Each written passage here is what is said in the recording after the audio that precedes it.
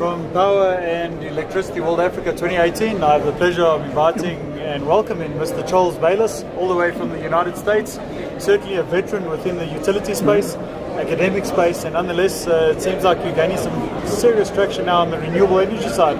So welcome, and what brings you through to PWA 2018? Well, actually, Sam invited me to come down and give a talk on my field right now. What I really feel strongly about is climate change and renewables. And I feel that we're fighting, that the grid people are all trying to protect their turf, and the power companies and the solar people and the wind people, and we're not working together. And I think that the way we get to the maximum integration of renewables at the cheapest cost is to use the grid. And you have less reserves, you can put solar and wind in areas of high capacity factor and transmit the energy. And so I feel that it's better to try to integrate the systems together, and that's what I talk about a lot. Charles, it all makes perfect sense. Right? We're sitting with the dilemma across the continent of 650 million people that have never switched their lights on in their entire lives before. So transmission is one strategy. I agree with you, it reduces storage capacity or the cost around storage. But how do we deal with the decentralized space or the distributed energy space across Africa? Well, I think absolutely we need to start on just literally home generation and then microgrids within small villages. But if you take a microgrid and you put solar in a place where the sunlight isn't very good, you've got to have a lot of batteries to carry you through, and that's expensive. It will be cheaper in the future to connect it to the grid so that when the sun is shining somewhere else, you can bring in solar from there. You may have excess solar, you can ship it out. You reduce the need for reserves. I think it's interesting because the United States and Canada, Britain, and places, Europe, are coming at the integration of solar from the stand of already having a large integrated power system. How do we get the solar? So we have one set of problems. Sure. On the other hand, many countries are coming at it with small villages that don't even have electricity, so they're having to have a different approach. The question is where we're going to meet in the middle, and I think that will be the grid, microgrids, grid connected. I couldn't agree with you more, and the whole onset of microgrids across the African continent is a very feasible solution.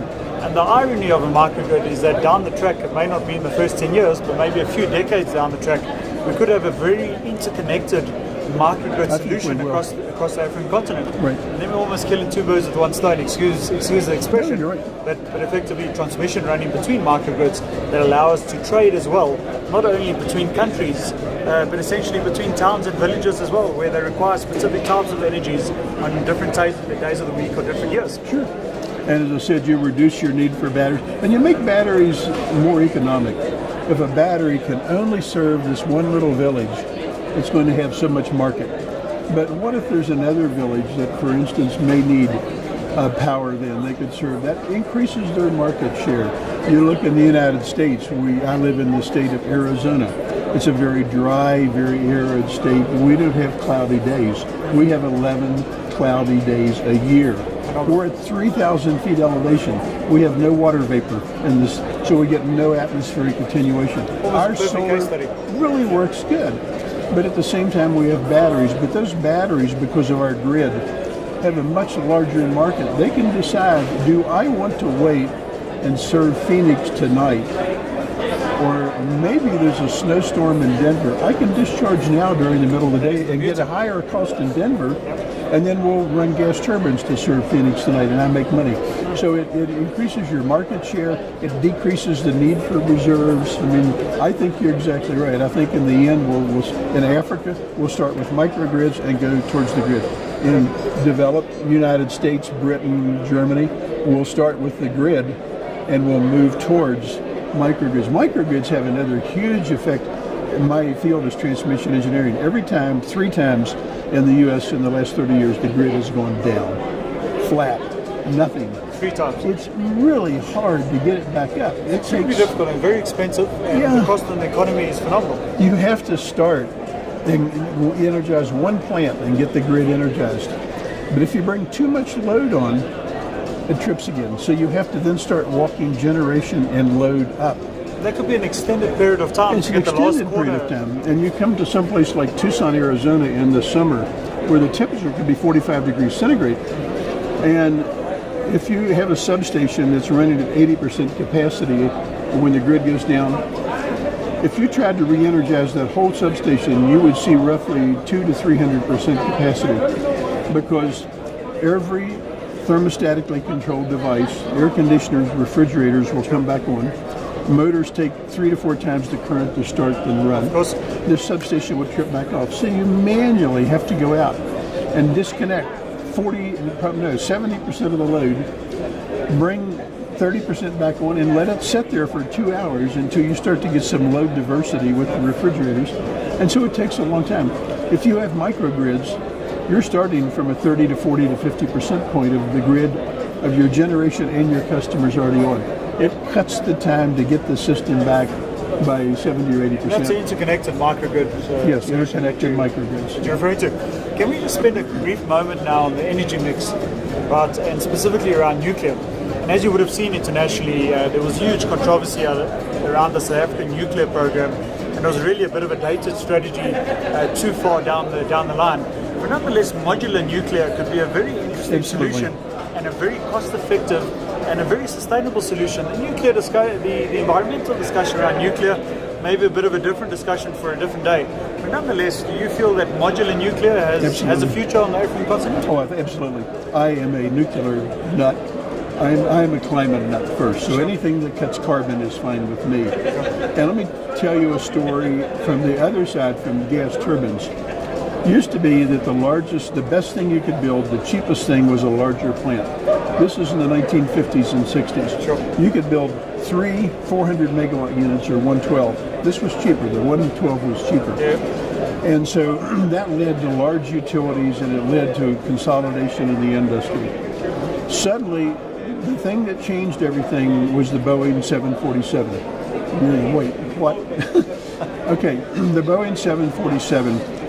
The old engines on like a 707 were the most efficient machines ever invented for converting jet fuel into noise and wasted energy. All right, they were horrible. Most of the energy went out the back, and the engineers thought, how are we going to catch this? So they put more turbine blades on the back to capture that energy. They ran a shaft through the front, and then that big propeller on the front that blows air. Most of that air goes around the engine. And today, when you're on a 777, you're on a propeller-driven airplane. 90% of the thrust is captured at the back, taken to that big blade up on the front that's it's 10 meters. It's some huge, I don't know how many feet it is.